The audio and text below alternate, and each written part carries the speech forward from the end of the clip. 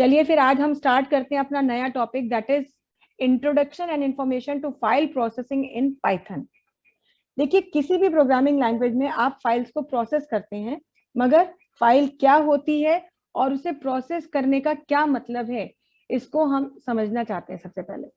क्योंकि देखिए, अभी तक फाइल प्रोसेसिंग का मतलब है फाइल्स को प्रोसेस करना, और आपके दिमाग में ये चीज चलेगी कि फाइल्स को प्रोसेस करने के लिए अलग से कुछ क्या करना है।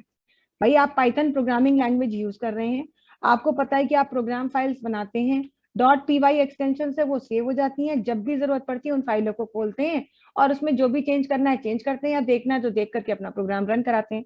इससे ज्यादा तो कुछ नहीं करते ना, फाइल का काम ही यही है। तो उससे पहले अभी हम जानेंगे कि अलग से हमें ये एक टॉपिक पढ़ने की क्या जरूरत पड़ी, या अगर हम फाइल प्रोसेसिंग की बात कर रहे हैं तो किस तरह की फाइल की बात कर रहे हैं। खैर, अभी तो पहले बात करते हैं कि एक फाइल क्या होती है। जैसा कि हम सबको मालूम है, इतना तो काम देखिए, आप सब लोग जब कंप्यूटर पहले से भी थोड़ा बहुत जानते थे, जो नहीं भी जानते थे, अब इस पॉइंट पे आके ये सब लोग समझ चुके हैं कि फाइल कुछ भी नहीं, डेटा के कलेक्शन को एक नाम दे दिया जाता है और उस नाम को कहते हैं फाइल। कंप्यूटर की स्टोरेज, चाहे वो आप हार्ड डिस्क में स्टोर कर रहे हो, किसी भी जगह पर स्टोर करते हैं, तो जो भी डेटा आपका स्टोर होता है कंप्यूटर में, यदि आपको कुछ भी सेव करना है, छोटी से छोटी चीज, बड़ी से बड़ी चीज, छोटी मतलब अगर आपको एक शब्द, अपने नाम का एक शब्द भी लिखना है, लेकिन आप चाहते हैं कि वो नाम आपको जब जब आप चाहें तो देख सकें, कंप्यूटर आज खोलें चाहे 2 दिन बाद खोलें या 2 साल बाद खोलें, तो कुछ भी परमानेंटली अगर आपको अपने कंप्यूटर में स्टोर करना है तो उसे कंप्यूटर की डिस्क में स्टोर किया जाता है। और जब आप स्टोर करने की बात करते हैं, यानी अगर आप उसे स्टोर करना चाहते हैं तो उसे फाइल के रूप में ही सेव किया जाता है। तो फाइल कलेक्शन ऑफ इंफॉर्मेशन होती है। किस तरीके की इंफॉर्मेशन? जो भी आपने स्टोर किया हो, आपने टेक्स्ट लिखा है तो टेक्स्ट की इंफॉर्मेशन हो गई, अगर आपने नंबर में कुछ डेटा लिखा है तो न्यूमेरिक इंफॉर्मेशन हो गई। माने कुछ भी जो कंप्यूटर की डिस्क में स्टोर्ड है वो एक फाइल के रूप में ही होता है। बस ये होता है कि उसको एक नाम दे दिया जाता है, क्योंकि नाम ही फाइल की पहचान होता है। क्योंकि जिंदगी भर एक फाइल में तो काम नहीं होता, जरूरत के हिसाब से तरह तरह की फाइलें और तरह तरह के डेटा पे आप काम करते हैं। आप पेंट में ड्राइंग करते हैं तो वो आपकी एक ड्राइंग फाइल, पीएनजी फाइल बनती है, तो उसे आप नाम दे देते हैं। आप वर्ड में एक फाइल बनाते हैं वर्ड प्रोसेसिंग की, तो वो डॉक्यूमेंट क्रिएट हो जाता है। राइटर में आप फाइल बनाते हैं तो वो राइटर का डॉक्यूमेंट कहलाता है। पावर पॉइंट में प्रेजेंटेशन बनाते हैं तो वो पावर पॉइंट की एक प्रेजेंटेशन पीपीटीएक्स फाइल होती है। माने जिस तरह का डेटा है, अब पाइथन में फाइलें बनाते हैं तो पाइथन की फाइल्स कहलाती हैं। तो डेटा कैसा भी हो, एक कलेक्शन ऑफ इंफॉर्मेशन या मटेरियल किसी एक टॉपिक से रिलेटेड, जिसे कंप्यूटर में किसी डिस्क में स्टोर कर दिया जाता है एक नाम के साथ, उसको कहा जाता है file. File is the common storage unit in a computer and all programs and data are written into a file and read from a file. जब भी कंप्यूटर में किसी मतलब फाइल की जब हम बात करते हैं तो फाइल एक ऐसी मतलब स्टोरेज यूनिट होती है कंप्यूटर में, जहां पे सारे प्रोग्राम्स या डाटा को लिखा जा सकता है या उनसे पढ़ा जा सकता है। एक फाइल, मान लीजिए आपने अपनी रेज्यूमे या सीवी की फाइल बनाई, वो बनाई थी आपने मान लीजिए आज से 2 साल पहले, आपके कंप्यूटर में एमएस वर्ड में पड़ी है। जब जब आपको वो फाइल पढ़नी है, आप उस फाइल को खोल के पढ़ सकते हैं। आपको उसमें कोई भी चेंज करना है, जैसे जब आपने वो फाइल बनाई थी तब आपने लिखा था कि भैया आपने ये डिप्लोमा किया है, आपने 12th किया है, या आपने बीएससी किया है या बीए किया है, लेकिन आज आपने ओ लेवल भी कर लिया, तो आप जाहिर सी बात है कि टेक्निकल क्वालिफिकेशन का एक उसमें पॉइंट बढ़ाएंगे और बताएंगे कि I am having my O level certificate. तो कभी भी किसी भी फाइल में कोई काम कर सकते हैं, और वो इसीलिए किया जा सकता है क्योंकि वो फाइल कंप्यूटर में परमानेंटली स्टोर्ड है एक नाम के साथ। तो जब भी चाहें उस फाइल को आप ओपन करके डाटा को रीड भी कर सकते हैं और उसमें कुछ भी लिख सकते हैं। पर अब फाइल की अगर हम बात करें तो पाइथन में अलग से फाइल पढ़ने की क्या जरूरत है, या फाइल का क्या कॉन्सेप्ट होता है। जिस तरह से आप कोई भी फाइल बनाते हैं, तो फाइल बना करके एक्चुअली आप क्या करते हैं, अभी पाइथन भूल जाइए, आपने कोई भी फाइल बनाई, कंप्यूटर में किसी भी जगह काम कर रहे हैं, फाइल बनाते हैं तो करते क्या है, जरूरत पड़ने पर फाइल को क्रिएट करते हैं। जरूरत पड़ने पर उसके डेटा को जब भी पढ़ना है तो आप फाइल ओपन करके रीड कर सकते हैं। कहीं भी कोई अपडेशन करना है, चेंज करना है तो चेंज कर सकते हैं। किसी भी तरीके का अगर डेटा नहीं चाहिए तो वो डेटा रिमूव किया जा सकता है। और मान लीजिए आगे चल के भविष्य में अगर फाइल ही नहीं चाहिए तो फाइल को भी डिलीट किया जा सकता है।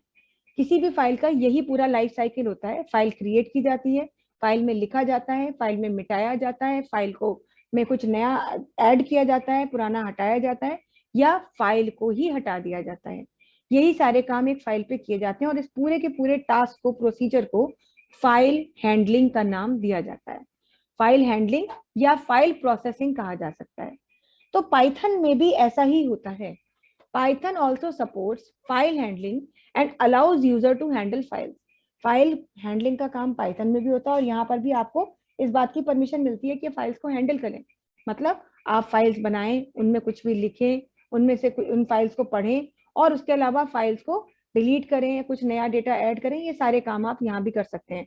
फाइल ओपन करें, फाइल क्लोज करें, ये सारी चीजें जब हम बात करते हैं पाइथन में, तो इन सब चीजों को फाइल हैंडलिंग या फाइल प्रोसेसिंग कहा जाता है।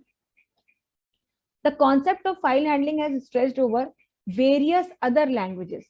ऐसा नहीं है कि केवल पाइथन में ऐसा होता है, बाकी की लैंग्वेजेस में भी ये फाइल हैंडलिंग की जा सकती है, but the implementation is either complicated और लेंदी।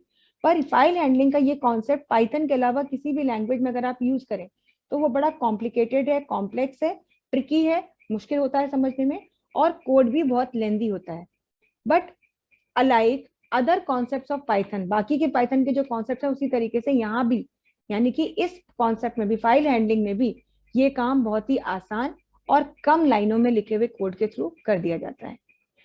Python treats file differently. अब पाइथन में आप दो तरीके की फाइलें बनाते हैं। वो दो तरीके की फाइलें कौन सी होती हैं? एक होती है टेक्स्ट फाइल और एक बाइनरी फाइल, और आपको ये पता होना चाहिए कि क्या टेक्स्ट फाइल होती है, क्या बाइनरी फाइल होती है। Each line of code includes a sequence of characters and they form text file. जब आप पाइथन में कोई भी फाइल क्रिएट करते हैं, जैसे अगर एक टेक्स्ट फाइल भी क्रिएट कर रहे हैं, तो उसमें लाइन बाय लाइन अपना कंटेंट लिखते हैं और करेक्ट कैरेक्टर्स की सीक्वेंस की मदद से पूरा का पूरा कोड लिखा जाता है, और उस पूरे के पूरे कलेक्शन को हम टेक्स्ट फाइल बना के नाम से जानते हैं। देखिए, ये सब समझने से पहले मैं आपको थोड़ी सी ब्रीफिंग कर देती हूँ कि फाइल हैंडलिंग क्या है। अभी तक आपने पाइथन में जो भी फाइलें बनाई वो प्रोग्राम फाइल्स बनाई थी। अगर आप चाहते तो आप शेल पे भी डायरेक्टली लिख सकते थे, आपको एक भी फाइल ना बनानी पड़ती। आप शेल पे डायरेक्ट कमांड दे सकते हैं, मैं पहले भी बता चुकी हूँ, लेकिन शेल पे लिखी हुई कमांड स्टोर नहीं होती है, वो उस समय एग्जीक्यूट तो हो जाती हैं पर उन्हें स्टोर नहीं किया जा सकता। पर आप चाहते हैं कोई प्रोग्राम बनाएं और बनाने के बाद जितनी बार चाहे उसे खोलें और रन कराएं, तो उसके लिए आपको पाइथन में एक फाइल बनानी पड़ती है। शेल पे आपको बार बार कमांड्स मैनुअली लिखनी पड़ती हैं। तो पाइथन में आप एक फाइल बना लेते हैं और जब चाहे तब उसे ओपन करके अपने प्रोग्राम को रन करा सकते हैं, जब चाहे तब उसमें चेंज कर सकते हैं। लेकिन ये फाइल उन फाइलों से डिफरेंट है जिन फाइलों की बात हम करेंगे। पाइथन में मान लीजिए आपसे कह दिया जाए कि एक प्रोग्राम बनाइए जिसमें एक क्लास में पढ़ने वाले 10 बच्चों के नाम और उनकी परसेंटेज मांगिए और उस नाम और परसेंटेज को प्रिंट कराइए।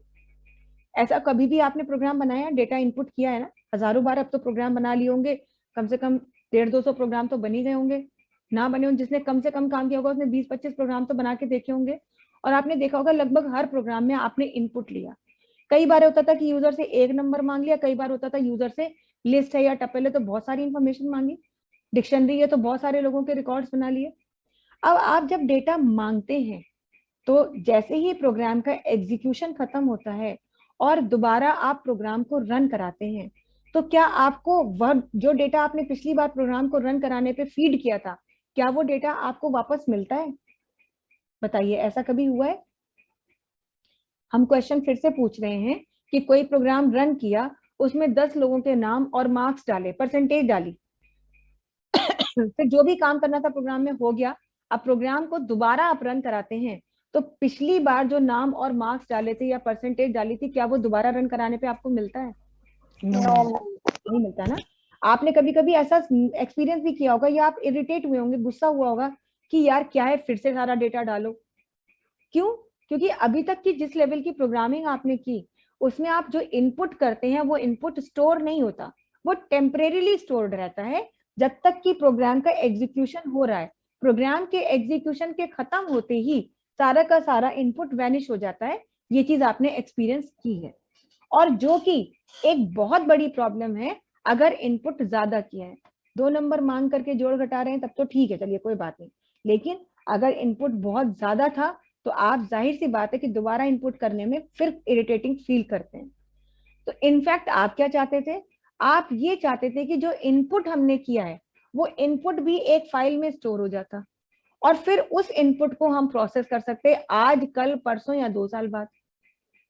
ऐसी सिचुएशन में जब आप फाइल बनाते हैं तो वो जो डेटा आपका इनपुट किया हुआ डेटा स्टोर होता है उस इनपुट किए हुए डेटा को आप फाइल के रूप में सेव कर सकते हैं, उसको जब चाहें तब उसे खोल के पढ़ सकते हैं, रीड कर सकते हैं, उसे जब चाहें तब खोल करके उसमें राइटिंग कर सकते हैं, यानी कुछ चेंज कर सकते हैं, मतलब नया डेटा लिख सकते हैं।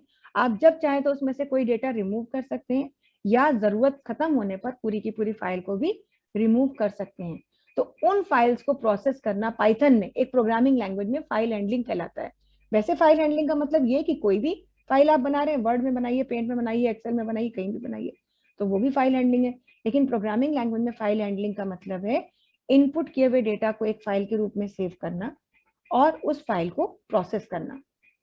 इन Python file processing takes place in following sequence. जब भी आप फाइल प्रोसेसिंग या फाइल हैंडलिंग पाइथन में करते हैं तो 3 स्टेप्स आपको यूज करनी होती हैं।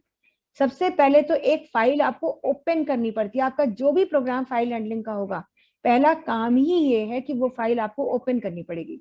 जिस फाइल में आप काम करने जा रहे हैं वो फाइल आपको सबसे पहले ओपन करनी पड़ेगी।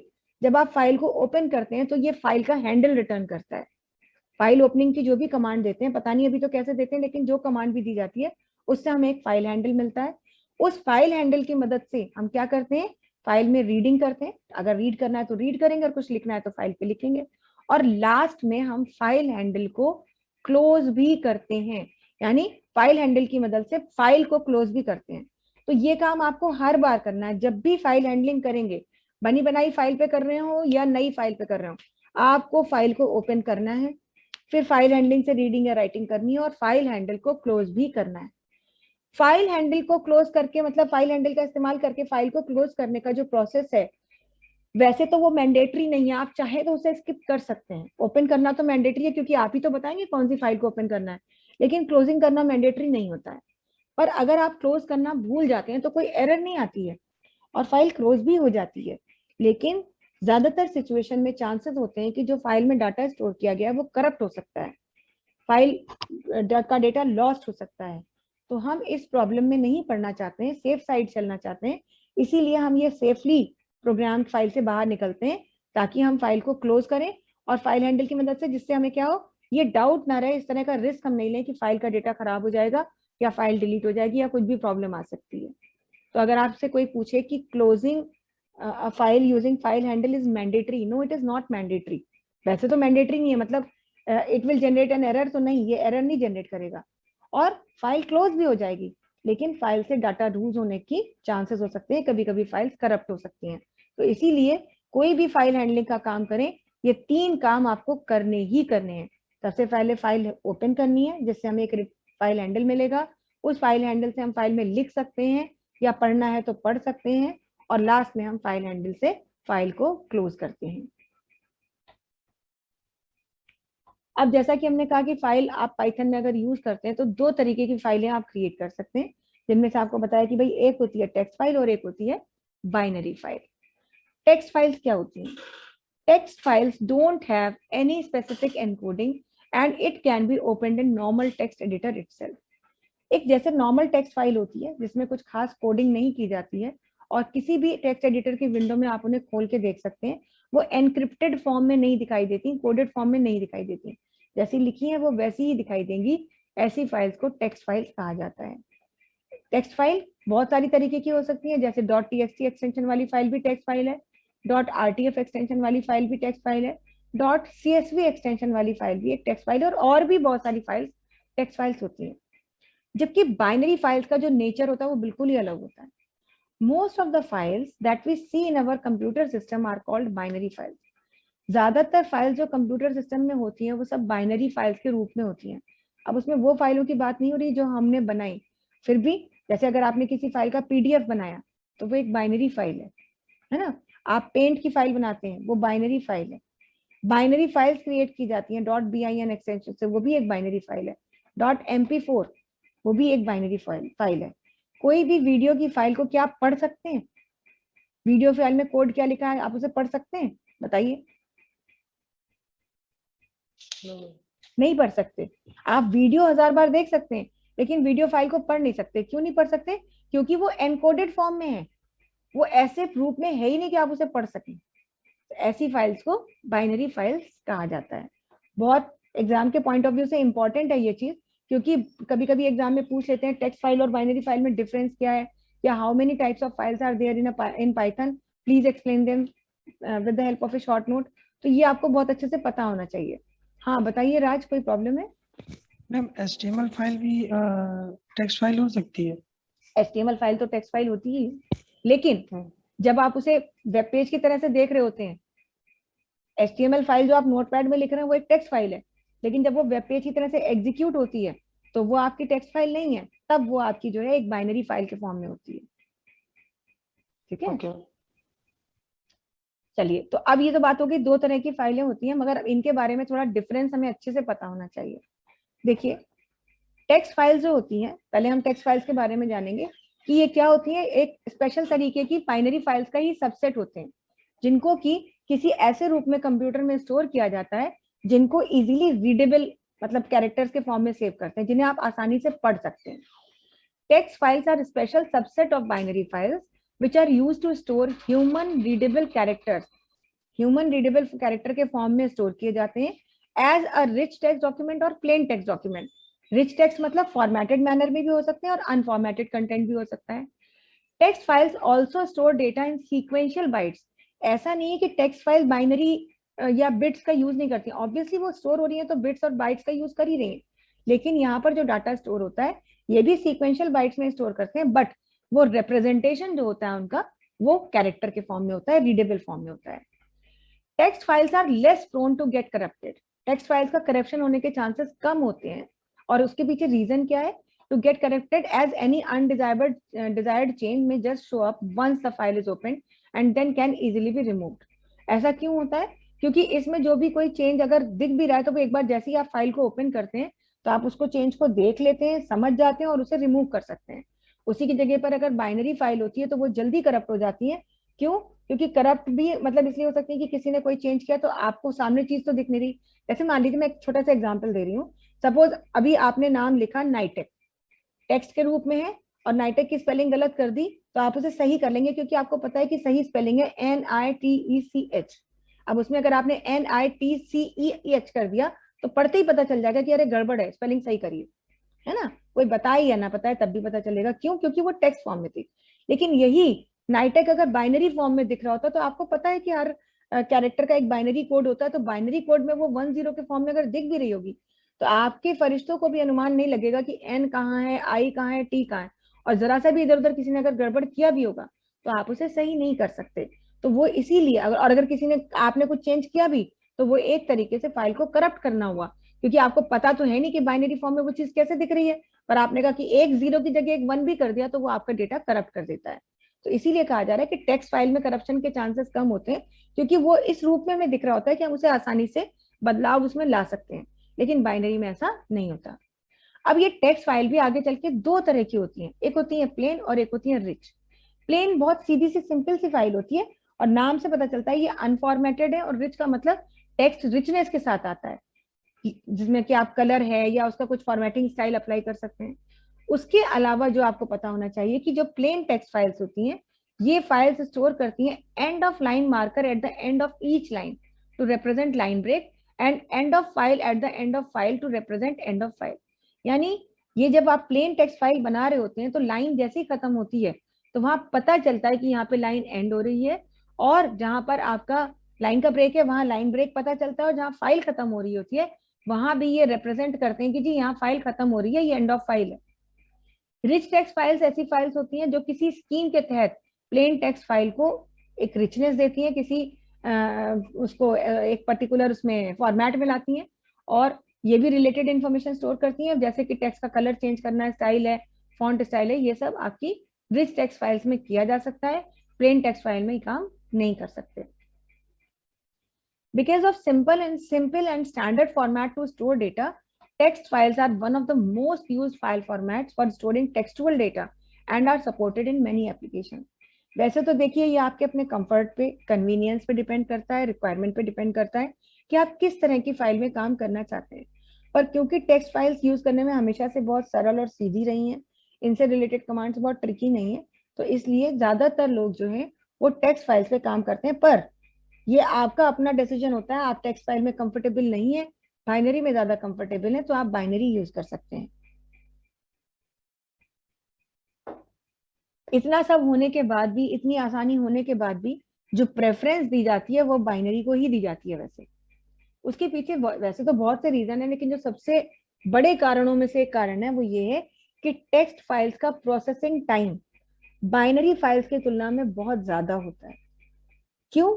क्योंकि टेक्स्ट फाइल्स को जब पहले कन्वर्ट किया जाता है, वो अभी हमारे लिए इजीली रीडेबल जरूर है, लेकिन वो तो कंप्यूटर को तो तभी समझ में आएंगी ना जब वो बाइनरी के रूप में बदलेंगी। कंप्यूटर को, प्रोसेसर को कैसे पता चलेगा कि वो फाइल में क्या कंटेंट है? वो कैसे समझेगा? वो तब तक नहीं समझ सकता जब तक कि टेक्स्ट को बाइनरी के फॉर्म में कन्वर्ट ना किया जाए। तो टेक्स्ट फाइल्स जब प्रोसेस होती हैं तो उसमें एक स्टेप बढ़ जाती है, और वो ये होती है कि टेक्स्ट फाइल्स पहले आपकी जो है वो जो टेक्स्ट कैरेक्टर्स आपने इंग्लिश के अक्षरों में लिखा है उन अक्षरों को बाइनरी फॉर्म में पहले बदलती हैं। तब ही कंप्यूटर उन फाइल्स को प्रॉपरली एक्सेप्ट करके, आपका जो लैंग्वेज प्रोसेसर है उन्हें एक्सेप्ट करता है और फिर आपके जो भी डिजायर्ड टास्क है उसे परफॉर्म कर सकते हैं। पर बाइनरी में ऐसा नहीं होता है। बाइनरी की फाइल जो क्योंकि खुद ही बाइनरी फॉर्म में होती है तो वो easily understood by computer system language processor. जो भी लैंग्वेज प्रोसेसर है या आपका जो भी अपना जो है क्या नाम आप यूज कर रहे हैं अपना ऑपरेटिंग सिस्टम, तो जो भी चीज आप यूज कर रहे हैं उसमें बाइनरी फाइल्स डायरेक्टली प्रोसेस हो जाती हैं। क्यों? क्योंकि वो डायरेक्टली अंडरस्टैंडेबल होती हैं, उन्हें समझने के लिए किसी साधन की जरूरत नहीं पड़ती है। और ऐसा क्यों होता है? क्योंकि वो एक ऐसी भाषा में लिखी गई है जिसे कंप्यूटर या आपका लैंग्वेज प्रोसेसर आसानी से समझ सकता है। तो अगर आपसे कोई पूछे कि टेक्स्ट फाइल जल्दी प्रोसेस होती है या बाइनरी, तो आप बोलिए बिना सोचे समझे बाइनरी। पूछेगा क्यों? अरे भाई बाइनरी में कन्वर्जन तो नहीं होता, टेक्स्ट फाइल पहले कन्वर्ट होती है बाइनरी में, तब कब प्रोसेस होती है? बाइनरी डायरेक्टली प्रोसेस हो जाती है। इसलिए बाइनरी फाइल्स ज्यादा एडवांटेजियस होती हैं काम करने में, और प्रेफरेंस भी बाइनरी फाइल्स को दी जाती है। अब बाइनरी टेक्स्ट फाइल के बारे में कुछ चीजें। भाई बाइनरी फाइल्स जो है टिपिकल होती हैं, जो डाटा को बाइट्स के सीक्वेंस में स्टोर करती हैं, और ये बाइट्स कभी कभी 8 बिट्स का या 16 बिट्स का कलेक्शन होता है। ये बिट्स जो है किसी भी तरीके के डेटा को रिप्रेजेंट कर सकते हैं, चाहे वो डेटा आपका टेक्स्ट के फॉर्म में हो, ऑडियो हो या वीडियो हो। बाइनरी फाइल्स जो होती हैं उनके कस्टम फाइल फॉर्मेट्स होते हैं, मतलब उनके फाइल फॉर्मेट जो होते हैं वो आप अब जो है उन्हें डिफॉल्ट फॉर्मेट में भी ले सकते हैं और कस्टमाइज भी कर सकते हैं। Who designs these custom file formats converts the information to be stored in bits। तो जो भी हमारा सॉफ्टवेयर है जो डेवलप किया गया है वो खुद ही ये काम करता है कि वो बिट्स के फॉर्म में उसे स्टोर करता है और इन बिट्स को अरेंज करता है एक बाइनरी फाइल में, ताकि ये किसी भी सपोर्टिंग एप्लीकेशन से अच्छी से समझी जा सके, और जब इनकी जरूरत होती है ये आसानी से सपोर्टिंग एप्लीकेशन पर अवेलेबल हो जाते हैं। Our one most common example of binary file is an image file। Binary file का ही एग्जांपल है आपकी पेंट में बनी हुई file. If one tries to open these files using a text editor. अब आपने सोचा पेंट की फाइल को नोट पैड में खोल लो या वर्ड पैड में खोल लो, तो क्या आप खोल पाएंगे? खोल तो लेंगे, लेकिन जब आप देखेंगे तो पता नहीं कैसी अजीबोगरीब भाषा, बड़ा स्पेशल कोड दिखाई देगा लिखा हुआ जिसे आप समझ नहीं सकते। तो ऐसी सिचुएशन में फाइल खुली भी तो वो ऐसे रूप में खुली जिसे आप पढ़ नहीं सकते हैं। और ऐसा हुआ क्यों? क्योंकि फाइल जब बनाई गई थी तो वो बाइनरी फॉर्मेट में सेव की गई थी। पर अब हम क्या कर रहे हैं कि वो बाइनरी फॉर्मेट में जो सेव की गई थी और उसमें बाइट्स का सीक्वेंस स्टोर किया गया, तो एक टेक्स्ट फाइल में तो बाइट्स का स्टोर सीक्वेंस जो सीक्वेंस है वो करते नहीं है बाइट्स का या बिट्स का, वहां तो हम जो है स्पेशल कैरेक्टर्स डालते हैं। तो उस सिचुएशन में टेक्स्ट एडिटर में सीधे टेक्स्ट कैरेक्टर्स ही, जो टेक्स्ट के कैरेक्टर्स डायरेक्ट डाल दिए जाते हैं और वो बिट्स पे या बाइट्स पे जाकर के स्टोर होते हैं और डायरेक्टली ही एक्सेसिबल हो जाते हैं। लेकिन जो बाइनरी फाइल्स होती हैं उनमें पहले आपको ये पता है, मतलब जो सीक्वेंस ऑफ बाइट जो है उसमें स्टोर होता है, और जब भी कोई टेक्स्ट एडिटर उन फाइलों को पढ़ने की कोशिश करता है तो वो पहले उसकी हर बिट को कैरेक्टर में बदलेगा, और तब वो जो है आपको यहाँ स्पेशल कैरेक्टर के रूप में दिखाई देगा, जिसका मतलब ये है कि आप उसे नहीं समझ सकते। अभी घर में आपके अगर कंप्यूटर है, एक फाइल आप बनाइए पेंट में और राइट क्लिक करके उसे ओपन करके देखिए नोट पैड में या वर्ड पैड में, आप खुद इस चीज को देखेंगे कि वो एक अनरिकग्नाइजेबल फॉर्मेट में आपको दिखाई दे रही है। Binary files also store in file information. Binary files जब बनाई जाती हैं तो जो भी फाइल बनाई जा रही है तो फाइल की इंफॉर्मेशन। मैम हाँ, वो जो खोलते हैं दिखती तो है पर समझ में नहीं आता वो लिखा क्या है, कौन सी कोडिंग लिखी है। किसमें? वही मुझे कोई पीएनजी फाइल या कोई फाइल हम लोग टेक्स्ट फाइल उसको खोलते हैं उस पे नोटपैड पे, तो समझ ही में नहीं आता लिखा क्या है। हाँ, तो वो इसलिए तो नहीं समझ में आता है क्योंकि पीएनजी फाइल जो है वही बाइनरी फॉर्मेट में सेव की हुई फाइल है, आप उसे टेक्स्ट एडिटर पे खोल के नहीं देख सकते, और खोलते भी हैं तो वैसे कैरेक्टर्स में दिखती है जिसमें आप समझ ही नहीं सकते।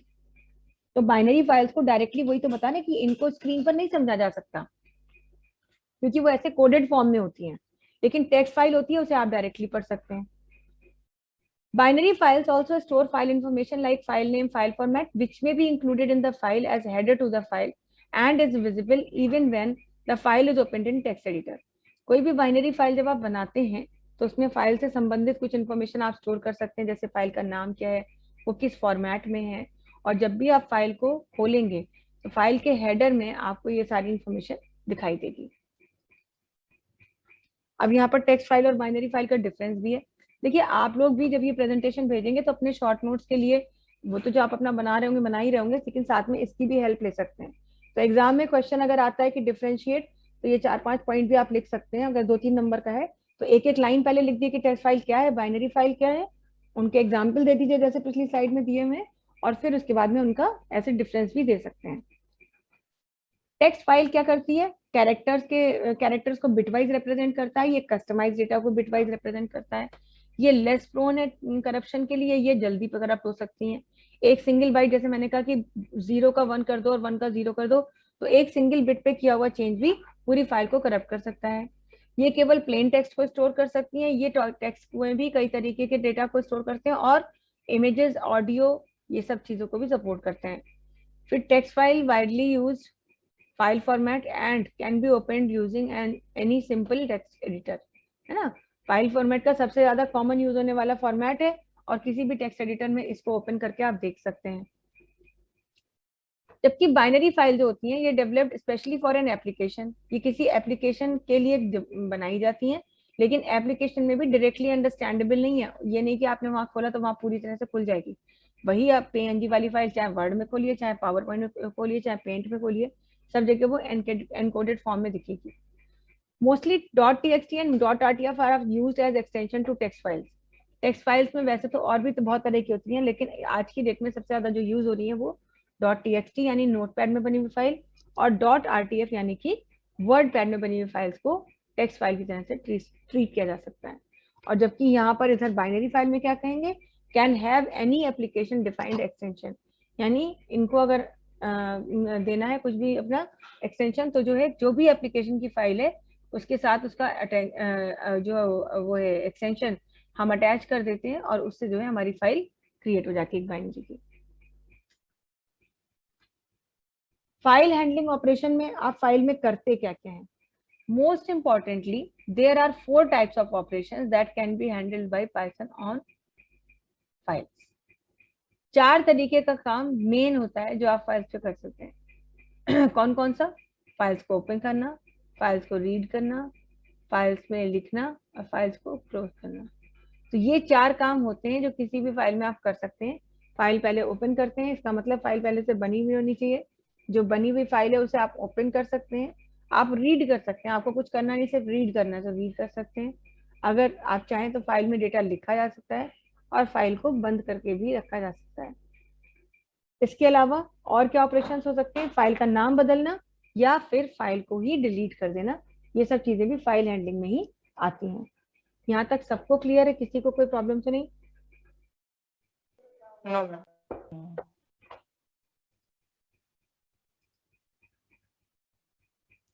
Shivam, Shivankar, Shweta, yes ma'am. और कोई जिसको भी जरा सी चीज समझ में ना आई हो तो मैम। क्या चीज नहीं समझ में आई बताइए।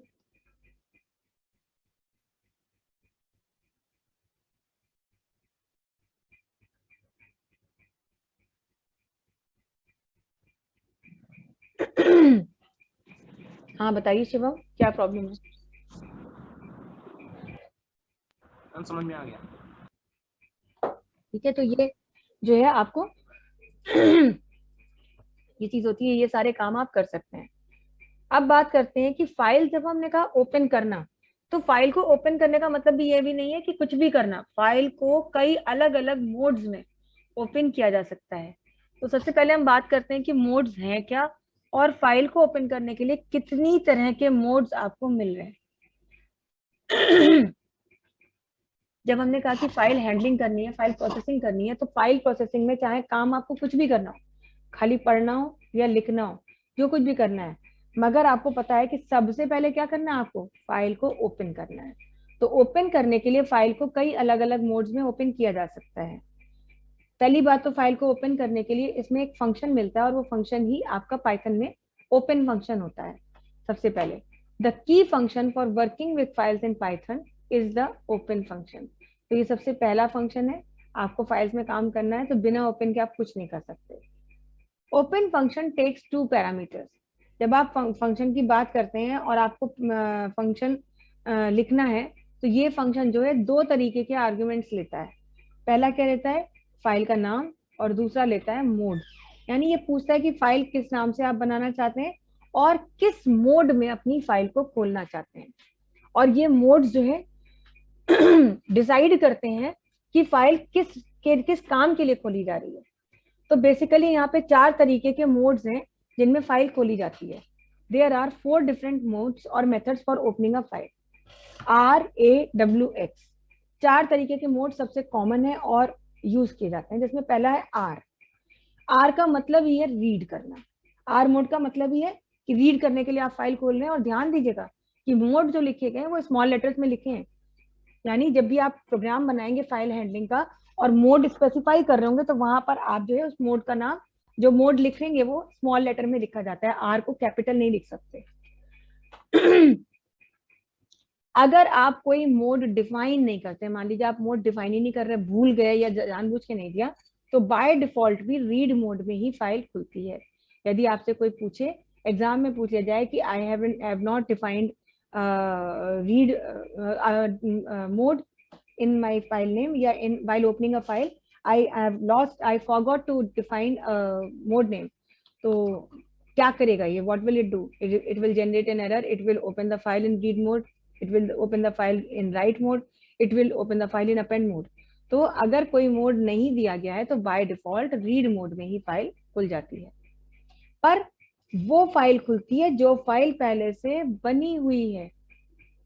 ओपन का मतलब ये खोलिए, तो क्या खोलेंगे, जो पहले से बना हुआ है। तो पहले से बनी हुई फाइल अगर आपने डाल दी है, किस तरह से डाली वो तो अभी हम आगे देखेंगे, लेकिन आर मोड का इस्तेमाल करके आपने किसी ऐसी फाइल का नाम दिया जो पहले से बनी हुई है तो फाइल खुल जाएगी। लेकिन गलती से भी अगर आपने ऐसा नाम दे दिया जो फाइल पहले से बनी ही नहीं है तो ये एरर दे देगा। कुछ लैंग्वेजेस ऐसी होती हैं जिनमें फाइल ओपन की जाती है और अगर मान लीजिए आर मोड में ओपन की गई तो वो फाइल अगर बनी हुई है तो फाइल खुल जाएगी, और अगर नहीं बनी है तो पहले फाइल बनेगी फिर खुल जाएगी। पर यहाँ पर ऐसा नहीं है। रीड कमांड का काम, रीड मोड का काम तभी आएगा जब फाइल पहले से बनी होगी और उसे रीड मोड में ओपन किया जा सके। अगर ऐसी कोई फाइल नहीं आएगी तो ये आपको एरर देगा। स्मॉल आर के बाद अगला मोड है हमारा स्मॉल ए, जिसको हम बोलते हैं अपेंड। अपेंड करने का मतलब ये है कि फाइल में नए रिकॉर्ड्स ऐड करो और ये रिकॉर्ड जो है लास्ट में ऐड होंगे। जो भी काम करेंगे रिकॉर्ड्स लास्ट में ही ऐड करेंगे। तो अपेंड मोड क्या करता है, फाइल में नए रिकॉर्ड्स को ऐड करने के लिए अपेंड करता है। Once a file for appending opens a file for appending, create the file if does not exist। तो देखिए फर्क है आर में और ए में, ध्यान दीजिएगा। आर में क्या है कि फाइल को रीड करता है, अपेंड फाइल में नया डेटा लिखने के लिए यूज किया जाता है। आर पहले से बनी हुई फाइल को ओपन करता है, लेकिन ए पहले से बनी हुई फाइल को ओपन करता है यदि फाइल का नाम दिया है।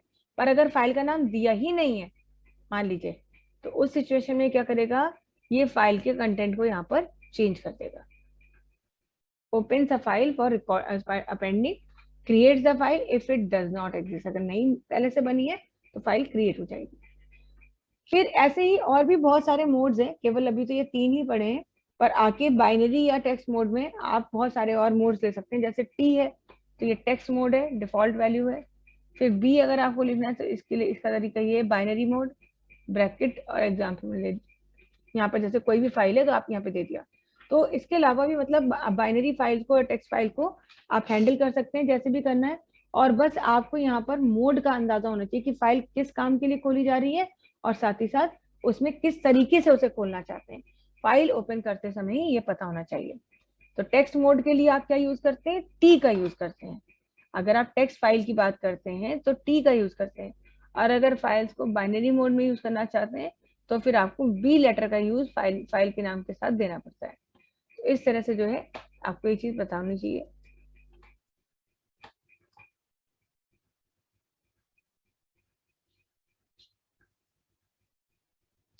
अब यहाँ पर आपको एक टेबल के थ्रू दिखा दिया गया है कि कौन कौन से मोड्स हैं और किन किन मोड्स में आप अपनी फाइल को क्रिएट कर सकते हैं और किससे क्या होता है। पर please excuse me for a minute, only for a minute.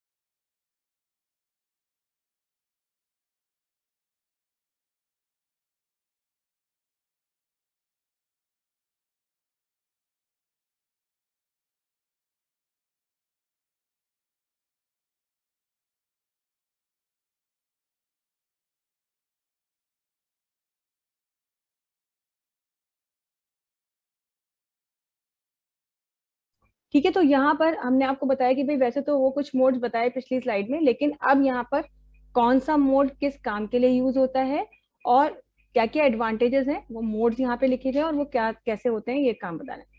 पहला मोड है आपका यहाँ पर, ये इससे पहले वाली स्लाइड होनी चाहिए यहाँ पे। पहला मोड है आपका आर मोड। आर मोड जो है पहले ही बता चुकी हूँ आपको कि डिफॉल्ट मोड होता है और फाइल को रीड करने के लिए इसको खोला जाता है। आर मोड जो है, आर से आप क्या करते हैं? फाइल को रीड करते हैं।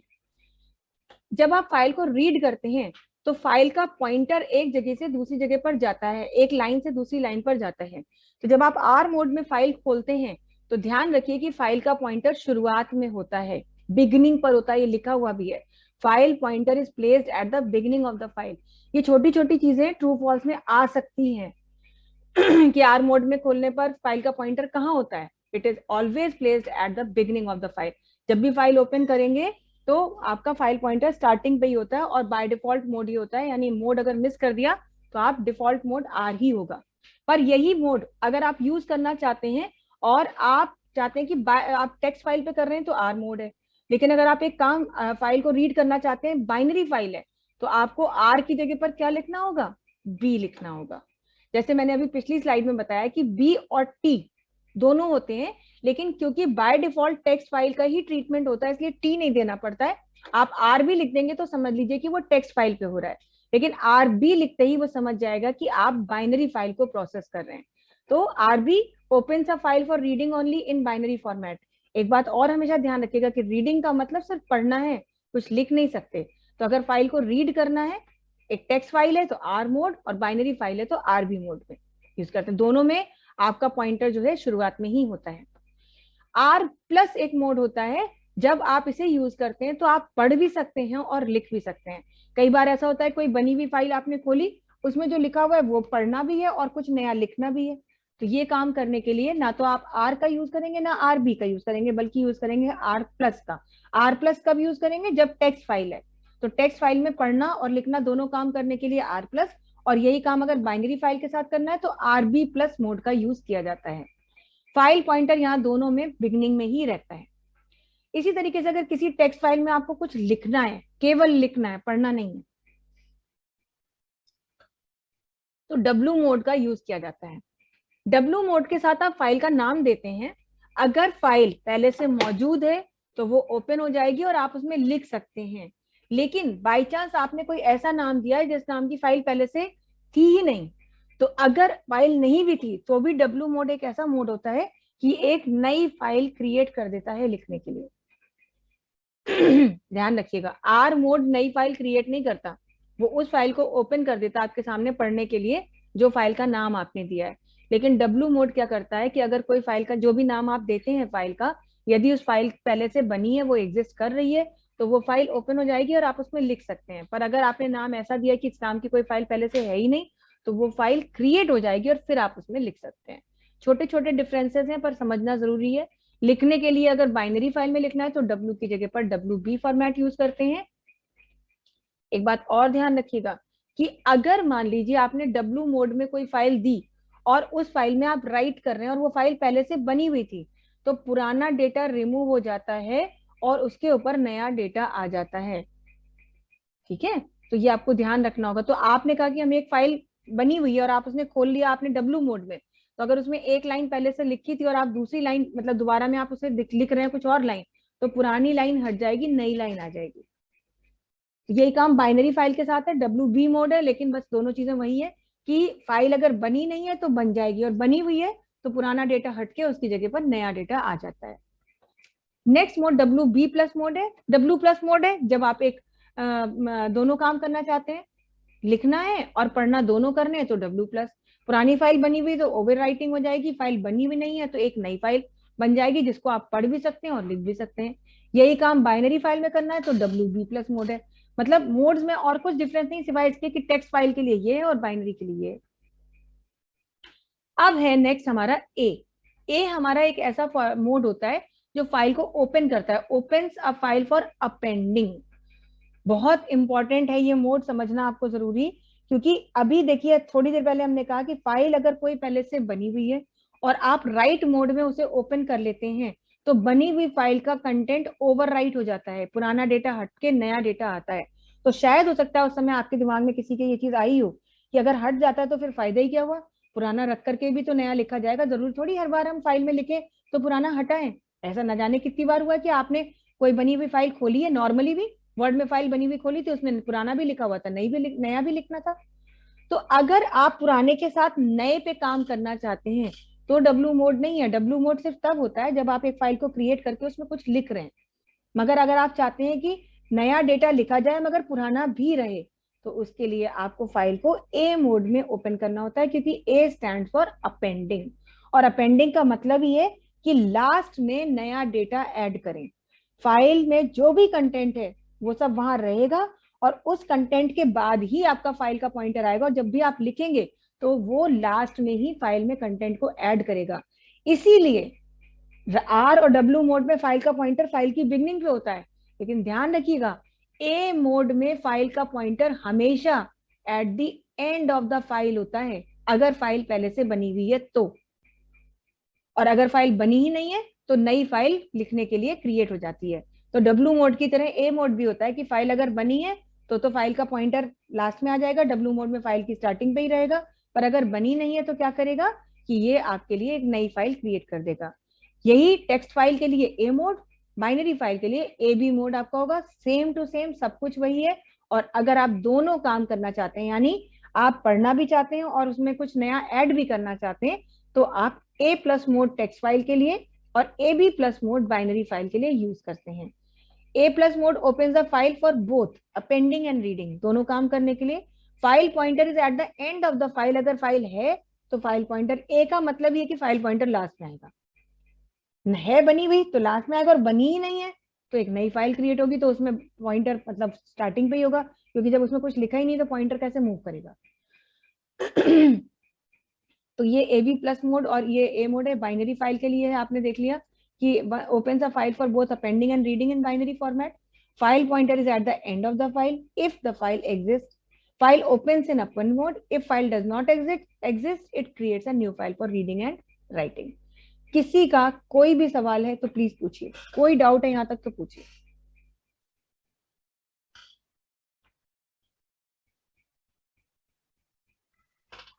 No ma'am.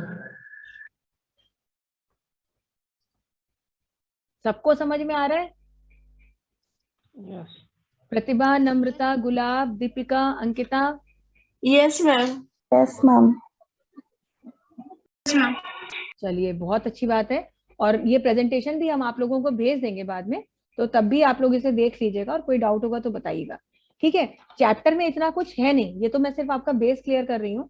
बाकी इतनी ज्यादा चीजें बस वहां पे मेंशन्ड होगा जरूर कि फाइलें कितनी तरह की होती है वो, तो एग्जाम में तो पता नहीं किस तरह का क्वेश्चन आएगा।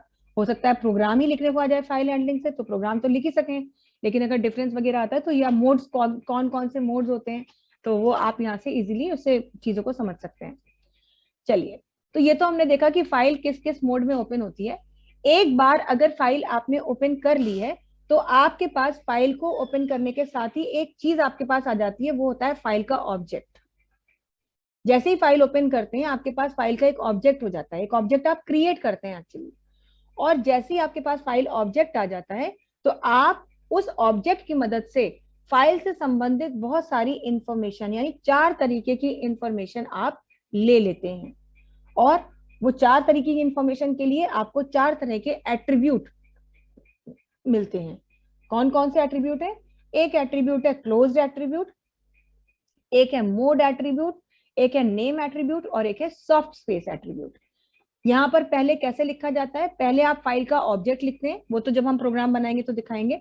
फाइल का ऑब्जेक्ट जो क्रिएट किया वो नाम लिखेंगे, ऑब्जेक्ट का डॉट ऑपरेटर लगाएंगे और क्लोज्ड एट्रीब्यूट का नाम लिखेंगे। और ये एट्रीब्यूट क्या करता है? ये चेक करता है कि क्या आपकी फाइल क्लोज तो नहीं है।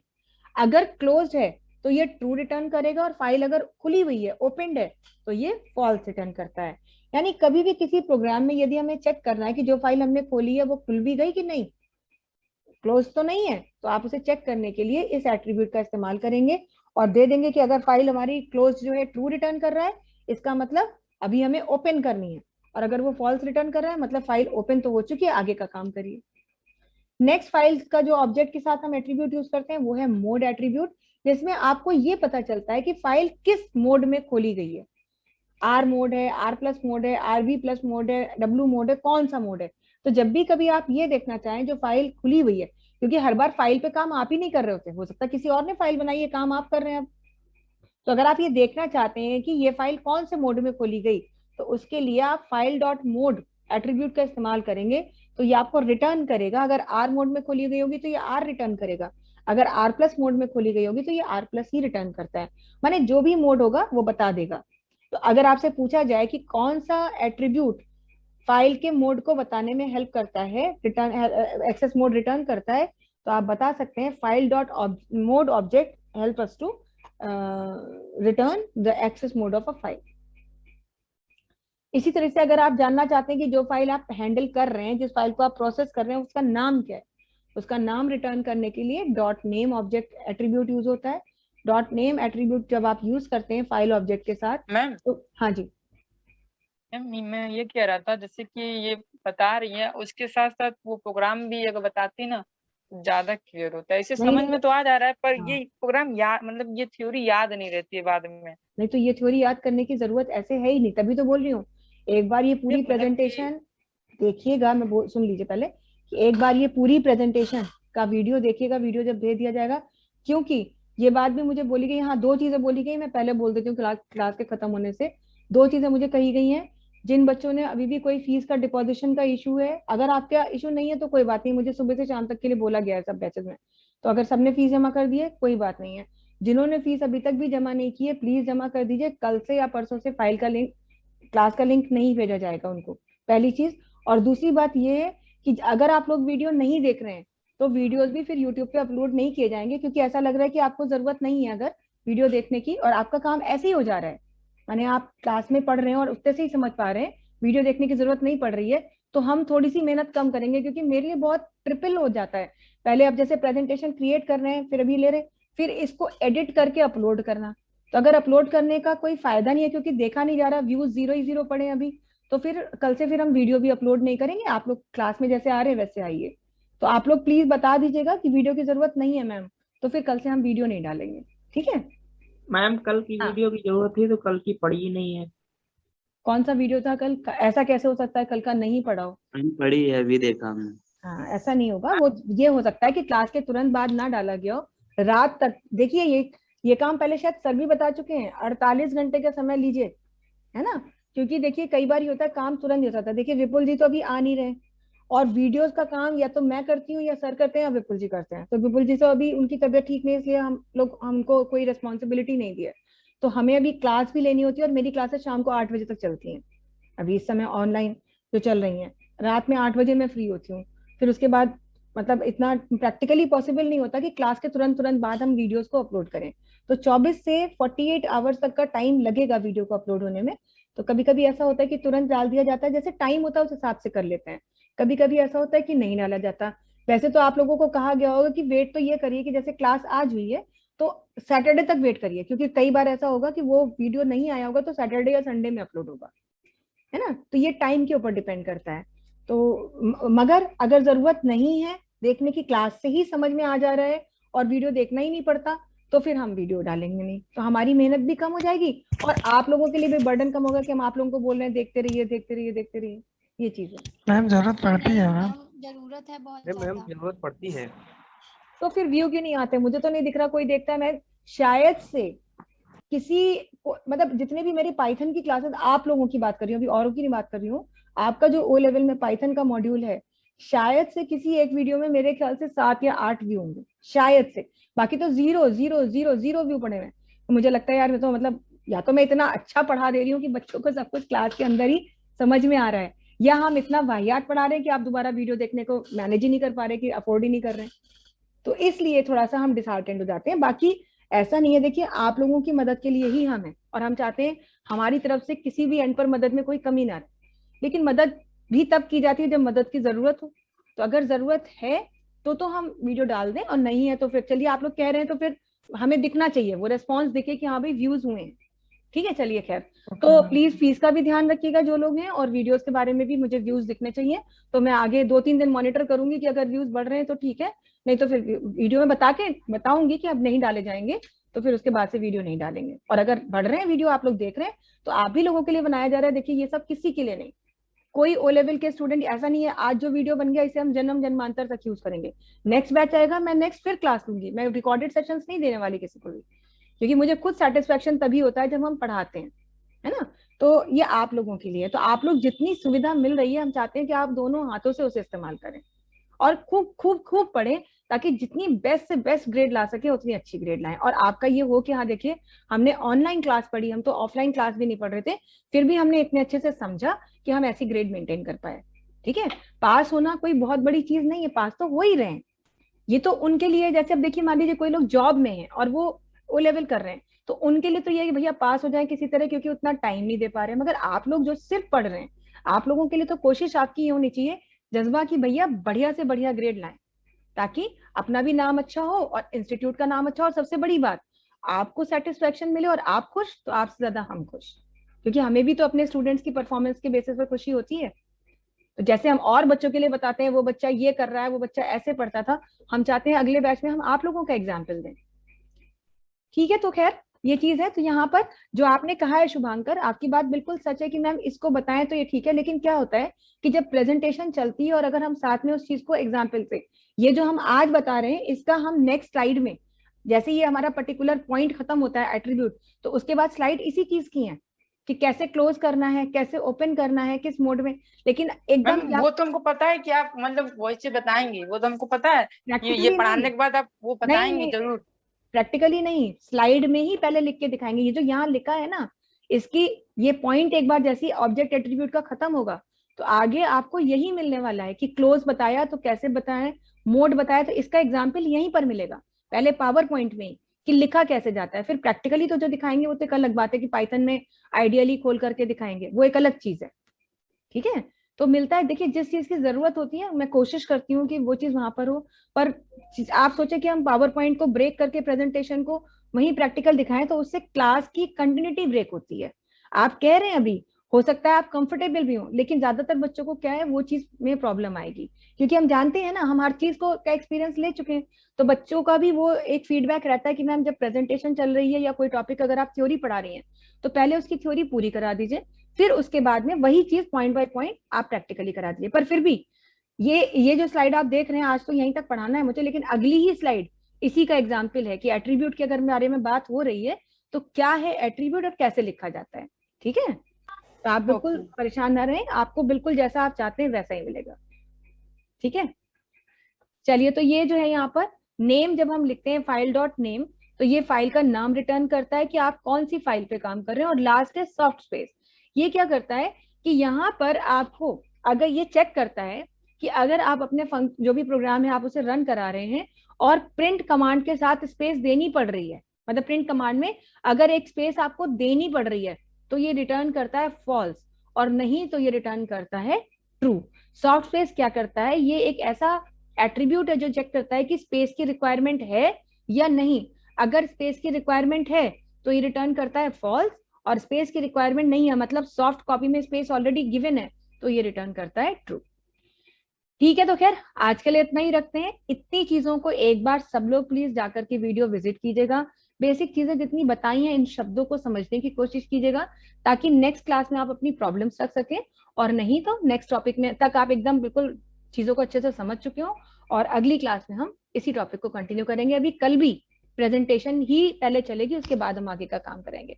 चैप्टर बहुत छोटा सा, अगर प्रोग्रामिंग कराते तो ये शायद 2 दिन का चैप्टर है, 2 दिन में सारी चीजें खत्म हो सकती हैं, बट हमारा खुद पर्सनल ये इंटरेस्ट है कि आप लोग पहले बेसिक को अच्छे से समझ लें, ताकि उस पर फिर आगे कोई भी बच्चा, यदि आप में से कोई एक बच्चा भी आगे उठ करके कंप्यूटर साइंस में या प्रोग्रामिंग लैंग्वेज में या सॉफ्टवेयर डेवलपमेंट में जाना चाहे, तो पाइथन तो आपको करना ही करना है और अच्छा तरीके से, और आगे इसमें डिटेलिंग पढ़नी पड़ेगी। तो ये बेस स्ट्रांग होगा तो आगे जब आप इसे एडवांस लेवल पे करेंगे तो आपको कभी कोई प्रॉब्लम होने ही नहीं वाली है। ठीक है, चलिए जी, तो फिर आज के लिए इतना ही रखते हैं। हाँ, कल इसे कंटिन्यू करेंगे। That's all for the day. Thank you ma'am.